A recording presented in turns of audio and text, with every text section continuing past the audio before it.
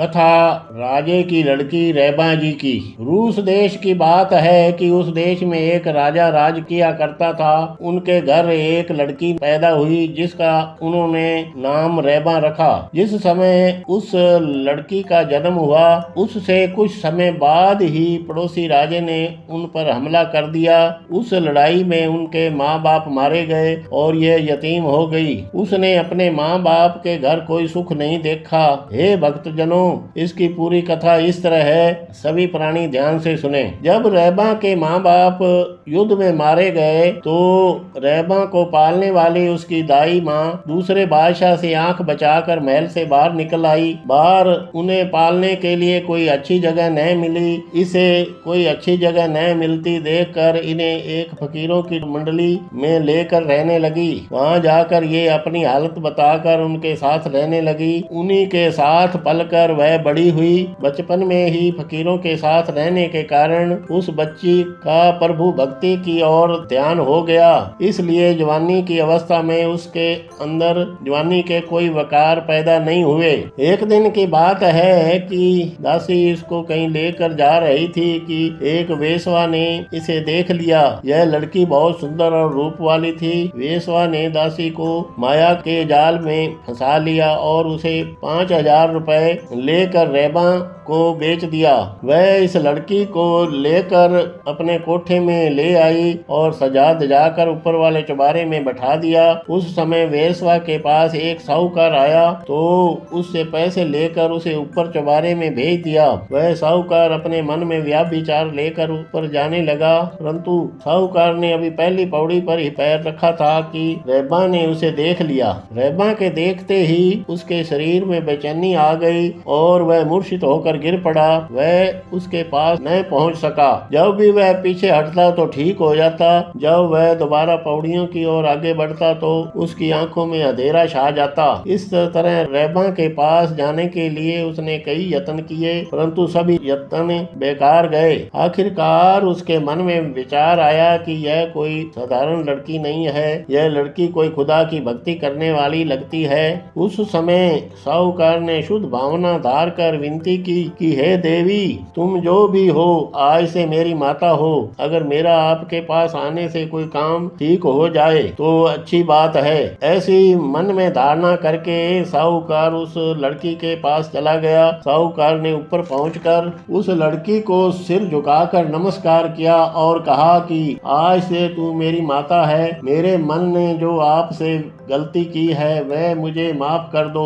उसकी शुद्ध भावना देखकर रैबा ने कहा, जा, तुझे माफ किया। साहूकार ने विनती की कि अगर कहें तो मैं तुम्हें इस वेश्वा की कैद से मुक्त करा दूं। तो रैबा ने कहा, मैं और क्या चाहती हूँ, आप कृपा करके मुझे इस नरक से बाहर निकालो। साहूकार ने जाकर वेश्वा से बात की। जितना भी उसने धन मांगा वह वेश्वा को देकर रैबा को अपने घर ले आया। घर पहुंचकर साहूकार ने कहा, आज से मैं आपका लड़का हूँ, यह घर भी तेरा ही है। जो तू मुझे हुक्म देगी मैं उसी की पालना करूंगा और आपके हुक्म के अंदर रहकर काम करूंगा।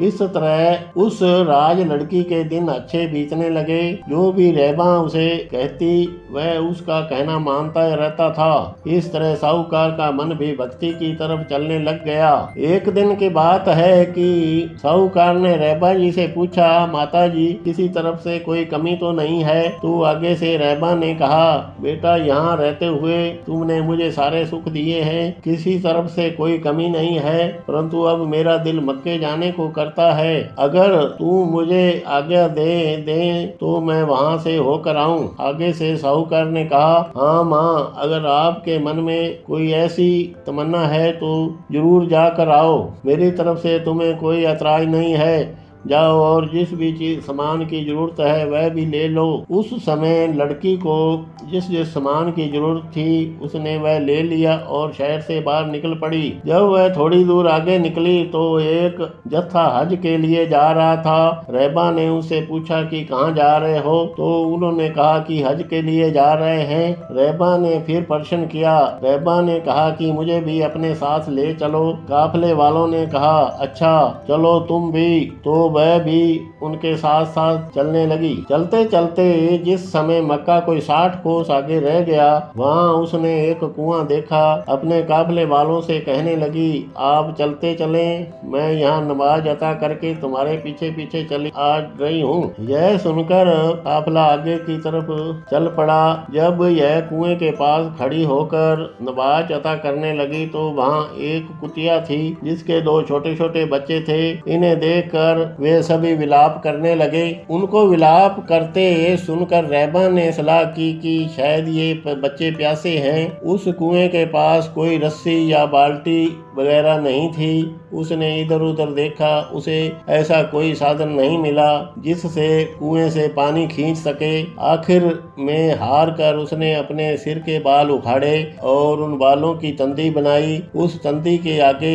अपने सिर की चुन्नी को बांध लिया। जब वह कपड़ा गीला हो जाता तो उसे बाहर खींच लेती और उसे कपड़े को निचोड़कर कुतिया और उनके बच्चों को पानी पिलाया। पानी पीते ही वे शांत हो गए। बताते हैं, रहबा के इस परोपकार के बदले खुदा ने मक्का को वहाँ भेज दिया और कहा, हे रहबा, तू मक्के की जियारत करने जा रही थी। तुम्हारी इस दया करने से अब मक्का तेरी जियारत करने आ गया है। यह तेरे कर्मों का फल है जो तुम्हें मिल गया है। अब इसके दर्शन कर लो। इसी तरह सभी जीव जंतुओं पर दया करो। दया करने से ही सभी गुणों को पाया जा सकता है। उधर मक्के की यात्रा करने के लिए इब्राहिम भी वहाँ पहुँचा हुआ था। उसके चेले भी उसके साथ थे। जब वह मक्के में पहुंचा तो काबे को अपनी जगह में न पाकर पूछा कि आजकल काबा कहाँ गया हुआ है। बताने वालों ने बताया कि एक खुदा को प्यार करने वाली पूरी लड़की है, उसको दर्शन देने के लिए यहाँ से 60 कोस दूर गया हुआ है। यह बात सुनकर इब्राहिम भी अपने चेलों के साथ उसी तरफ चल पड़े। उससे चलकर पूछेंगे कि उसने ऐसी कौन सी साधना की है जिससे काबे को उसके पास आना पड़ा। रास्ते में चलते चलते एक स्थान आया जहाँ ये रात ठहरे और गोश्त वगैरह खाया। सुबह उठकर जब ये सब रहबा के पास पहुँचे तो क्या देखते हैं कि वहाँ जितने भी जंगली जानवर थे सभी उसके चारों ओर बैठे थे और आपस में एक दूसरे को देखकर प्रसन्न हो रहे थे। जिस समय उन्होंने इब्राहिम को देखा, उन्हें देखकर सभी वहाँ से चले गए। यह कौतुक देखकर इब्राहिम बहुत हैरान हुए और पूछने लगे, बहन जी, पहले मुझे एक संशय थी परंतु अब एक और हो गया कि जब हम आपके पास आए थे सारे विरोधी जीव जंतु आपके पास बैठे थे। जब हम आपके पास आए तो हमें देखकर सभी जीव जंतु दौड़ गए। बहन जी, यह क्या माजरा है? आगे से रहबा ने कहा, रात को आपने क्या खाया था? इब्राहिम ने कहा, रात को मांस खाया था। तो आगे से रहबा ने कहा, तो इसलिए ये सारे जानवर आपको देखकर चले गए हैं क्योंकि तुम इनके विरोधी हैं। दूसरी बात, रहबा ने कहा कि मक्का मेरे पास इसलिए आया है कि मैंने एक प्यासी कुतिया और उनके बच्चों को पानी पिलाया है। अगर तुम्हें भी किसी चीज का डर है और तुम्हारी भी कोई इच्छा है तो तुम भी जीव जंतुओं पर दया करो। यह कथा जो भी प्राणी पढ़े या सुने, इससे हमें यह शिक्षा मिलती है कि जीव जंतुओं पर दया करो। किसी भी जीव जंतु या प्राणी को न सताओ। हमेशा परोपकारी बनो जिससे आपका बेड़ा पार हो सके।